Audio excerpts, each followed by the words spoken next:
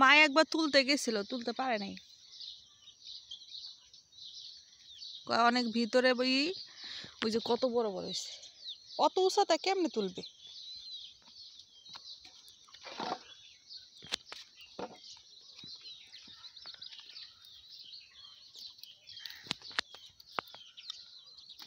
এগুলা বেচতে পারলেও তো হইতো,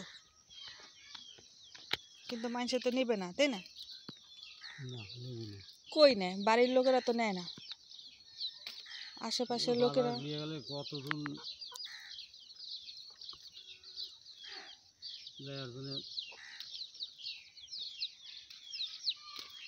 এই যে এখানে বেশি বড় হয়েছে।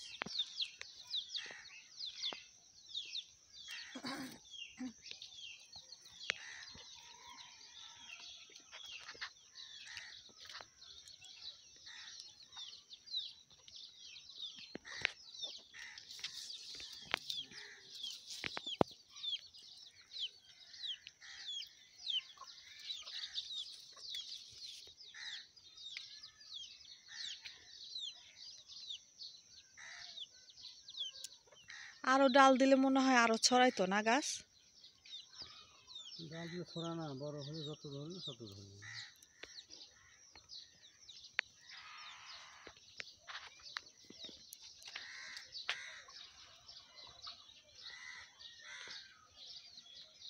ডাল ফল দিবে তত ভালো।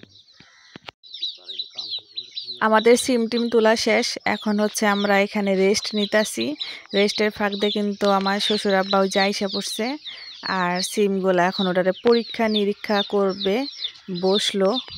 এখন ওই যে দেখেন একটা সিম হাতে নিছে, সিমের মধ্যে একটু কেমন যেন পোকা দেখলো, সেতে ওষুধ দিতে হবে কিনা তাই আর কি ট্রাই করতেছে। এদিকে আমার স্বামী দেখেন ফোন টিপতেছে, মানে আমার স্বামীর ফোন টিপা ছাড়া কোনো কাজ নাই।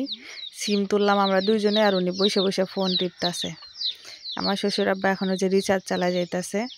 আমাদের এই ভিডিওটা কেমন লাগছে অবশ্যই জানাবেন। জানি আপনারা কেউ কিন্তু ফুল ভিডিও দেখেন না, আর আমি যে ফুল ভিডিওর কথা যে বললাম এটা কেউ বলতেই পারবেন না কমেন্ট করে। আমার শ্বশুর আব্বা সিম তুলে আনছে, আপনারা তো দেখলেন বাইরে থেকে সিম তুলে নিয়ে আসছে। এই ধন্যপাতা অবশ্য অন্যজনের গাছের, এটা বাড়ির না।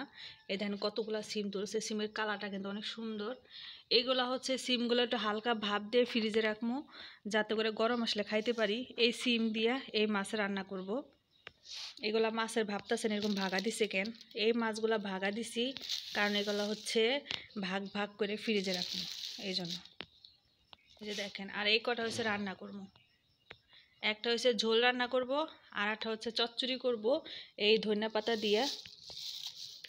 আমাদের বাড়িতে বর্তমানে কিন্তু ভালোই কিন্তু কি বলে যেন কাঁচা বড়ে পাওয়া যাইতেছে, তো ধনিয়া পাতার অভাবে খাইতে পারিনি। আজকে শাশুড়ি পাশের প্রতিবেশীর কাছ থেকে কই থেকে যেন আয়না দিল।